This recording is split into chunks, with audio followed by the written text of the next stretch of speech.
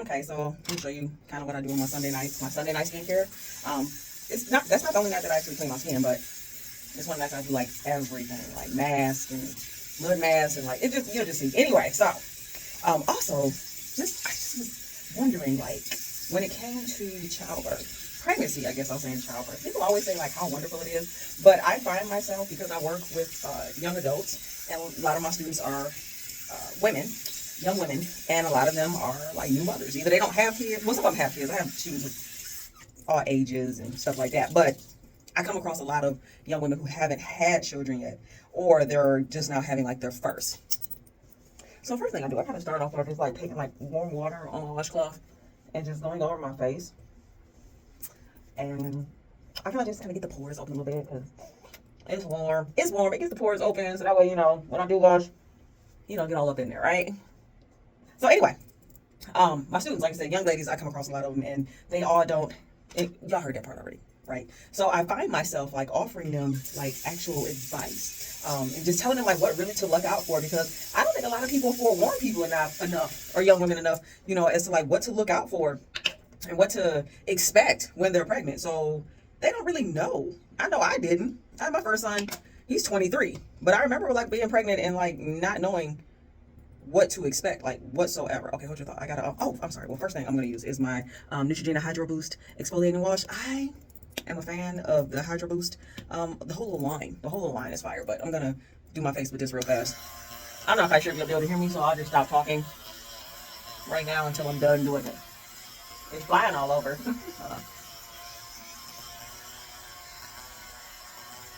Mhm.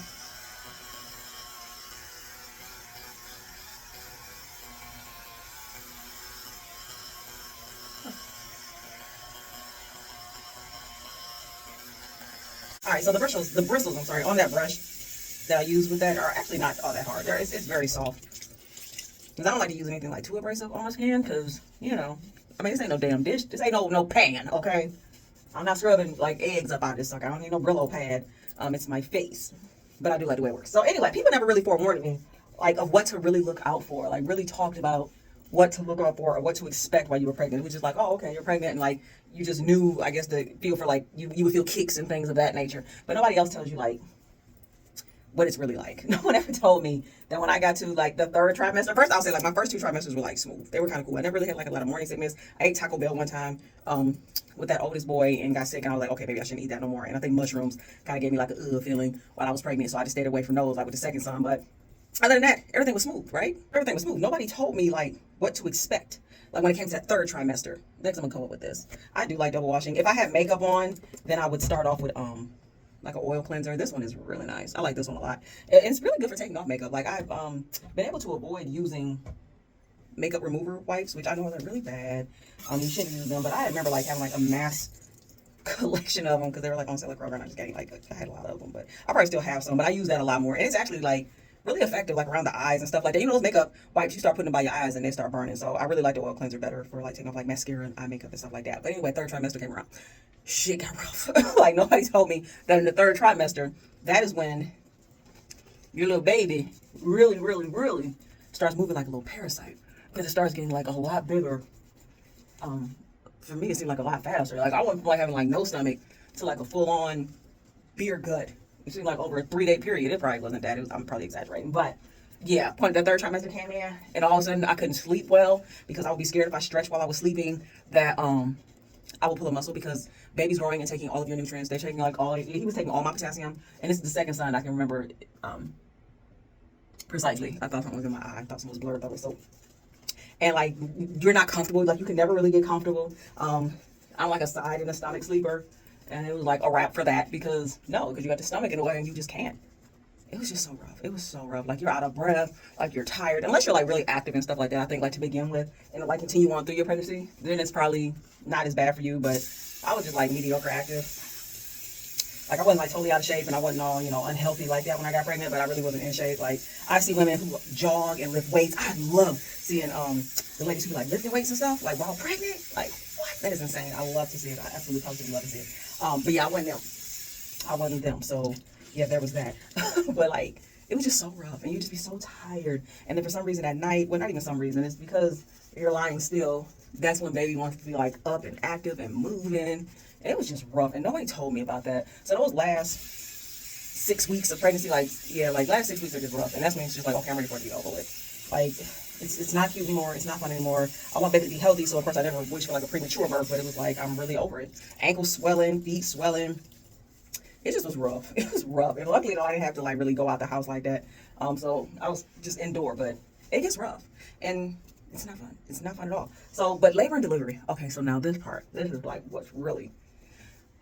No one forewarned me of what to really expect for labor and delivery. So no one told me like water breakage. Like I mean, I've seen like a movies like, oh, your water's gonna break, but I didn't realize what it was really like. It's basically like urinating on yourself. It's really warm. If it breaks on its own, it's really warm, and you just can't stop it. My first son, I got out the shower, and luckily I was in the bathroom, like on the tile floor. There's a rug, but for the most part, mostly tile. I just kind of kicked the rug out the way, but like it just whoosh, and it was just like on the ground, and I couldn't stop it. And I was like trying to do one of those Kegel muscles. You know how you like stop your urine when you're peeing, you stop it, right? Yeah, that wasn't working. Next up, I'm gonna use like this little Cardi B butt mask. Look how flat it is. Let me get everything up out of here. I got another one around here. I don't know what I did with it. So I'm gonna just try to squeeze out the last little bit that's up in here. Just kind of pull that down. But anyway, water, bro, you can't stop it. It was like a splash. It was insane. So that's the first thing. Had to ride to the hospital with like a towel between my legs in the car because I was just leaking.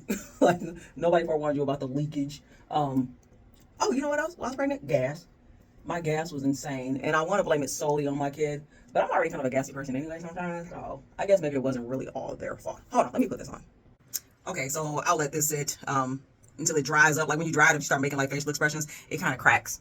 I don't think I put enough on my forehead. It kind of cracks, and then you can peel it off. It's easier to peel off, like kind of rub it off, than to like use a washcloth or something like that. I also got these, like these little cups. I love these little cups because they make it easy for me to rinse my face without water running down my arm. But anyway, so what I was saying was, your water breaks, you go in, you can't stop it. Like it feels like you're pissing on yourself. So take a towel with you in your car and maybe like put down a garbage bag, some plastic or something like that, unless you got leather.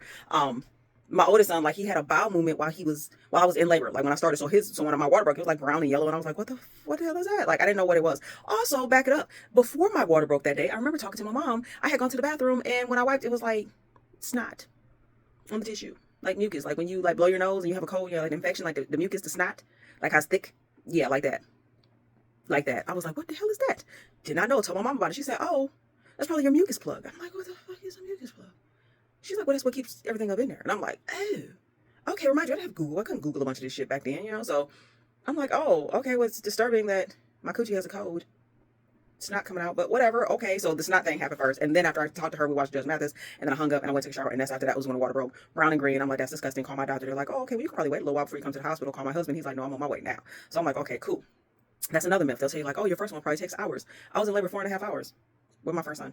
4.5 hours. Like water broke at 5. He was born at 9:40 p.m. So once you get to the hospital though, like they make you pee in a cup.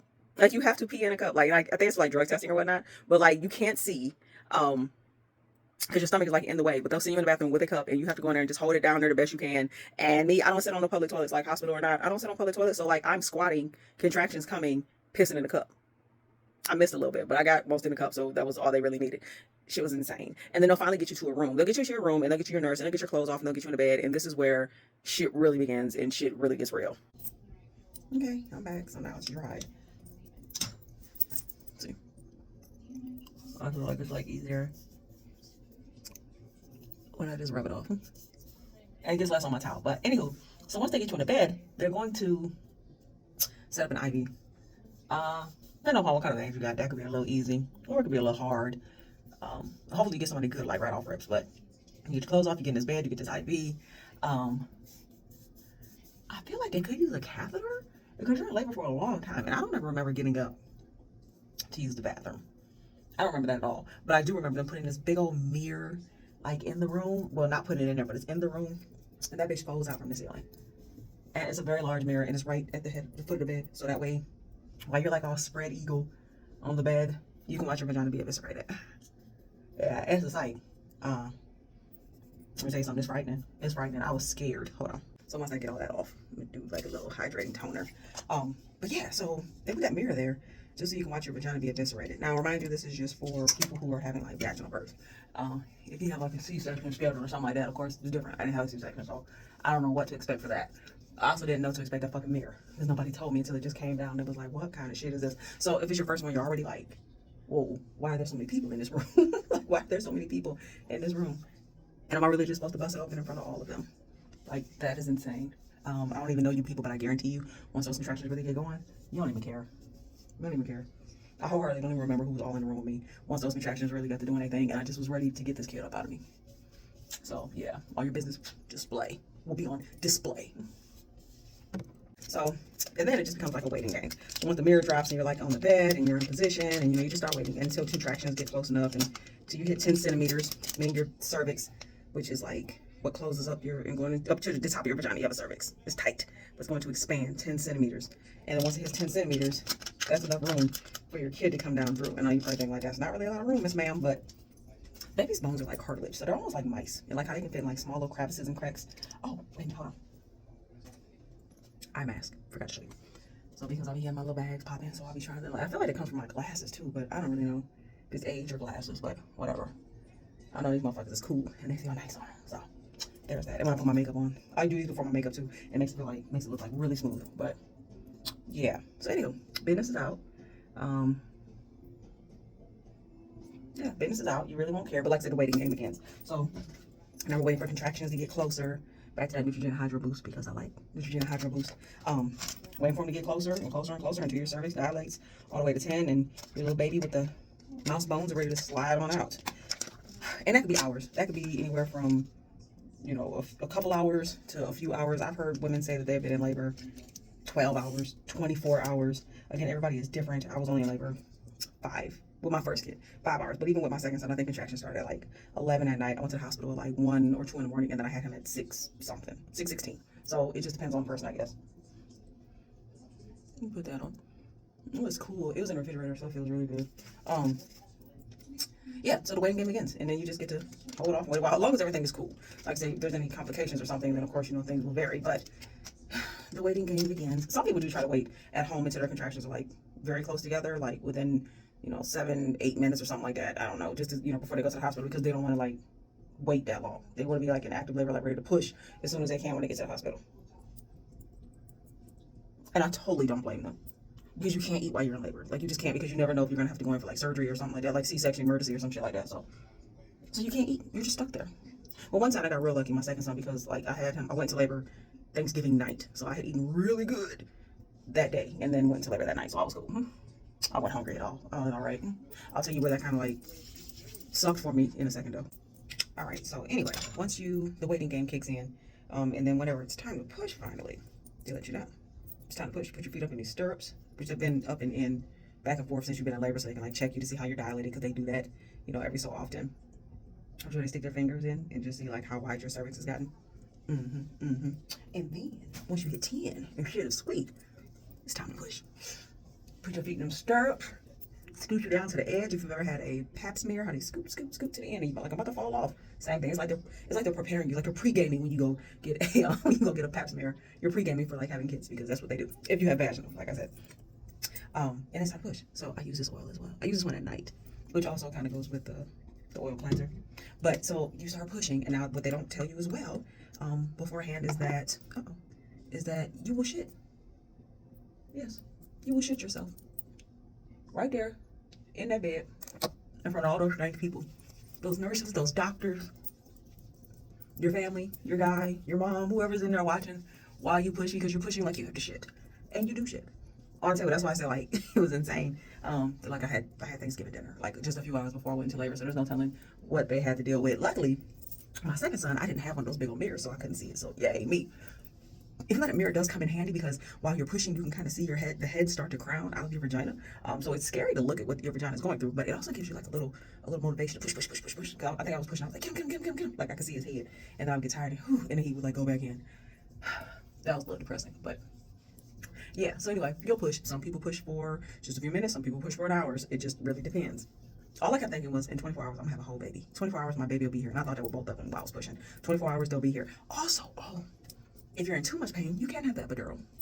That is a part of it too. However, with the epidural, I had to. But what you have to, what they remind you of is that this is like a needle that's going into your spine to like numb you from the waist down. And so while it will give you some relief, if you move while they're sticking that needle in, you could paralyze. They could paralyze you. It's like you're not walking up out of here. You can roll out in a wheelchair, and not even just like to your car. Like it's gonna be a permanent, get around mobile. Okay.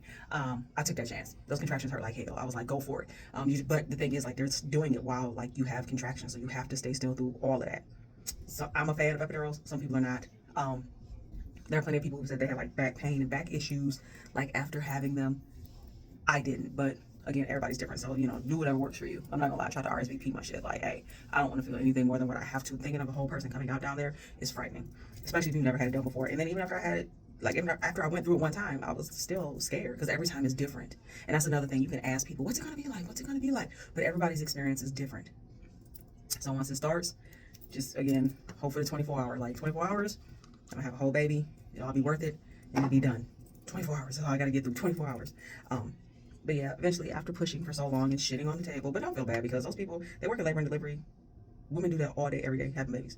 So they're used to it. Most times you won't even know what's happening. They're not going to tell you like, oh, you just shit on yourself. Like, or you shit the table. Like, they're not going to say anything. They're just going to get it out the way and encourage you to keep pushing.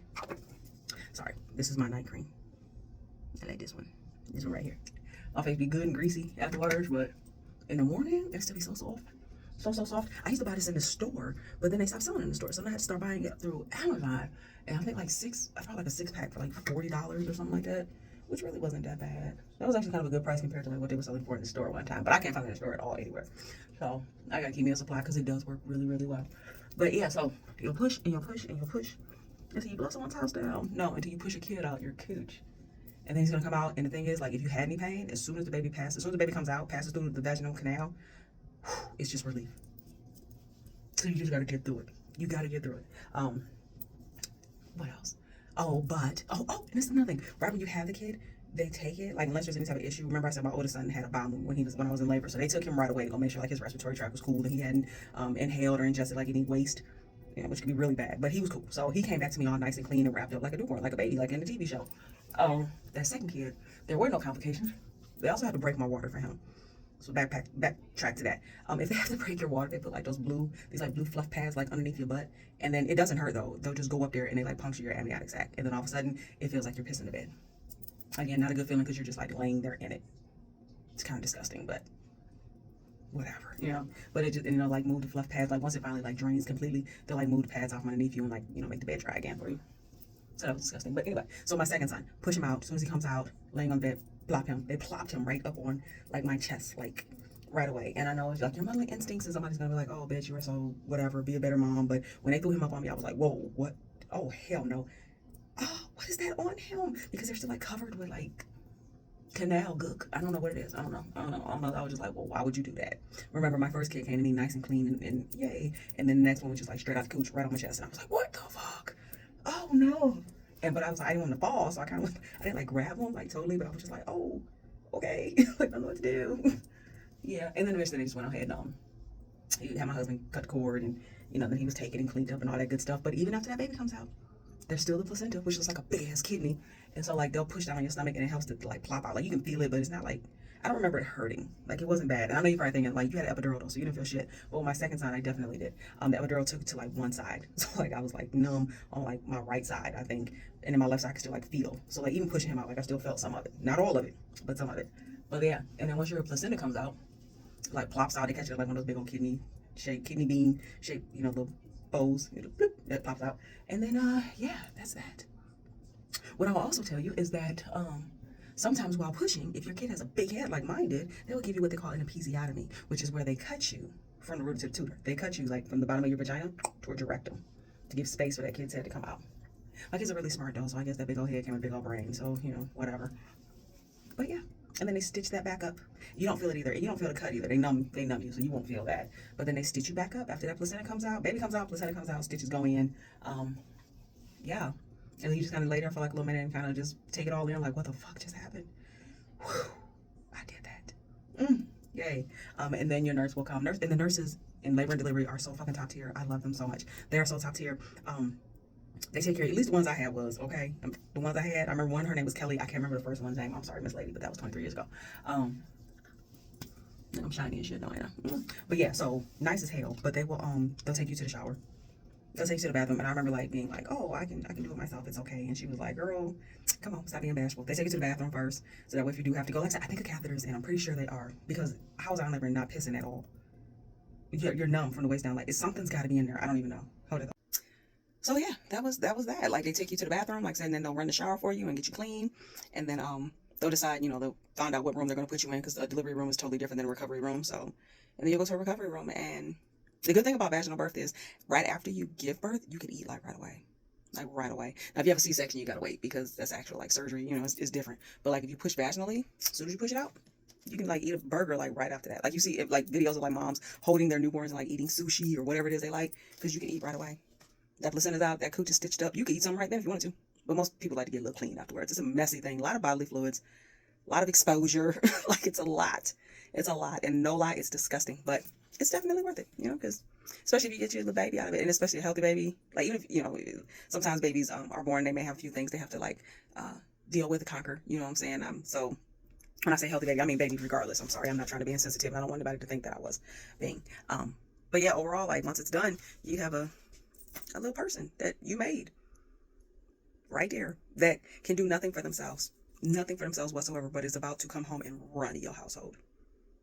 That is also very funny to me. They can't even talk, can't even hold their head steady, but run the household.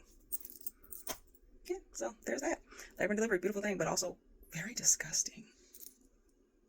But I did it twice, and I would, for both of those boys, I don't regret either one of them, or what I went through, or the embarrassment of shitting on a table, or watching my vagina just go through what it went through.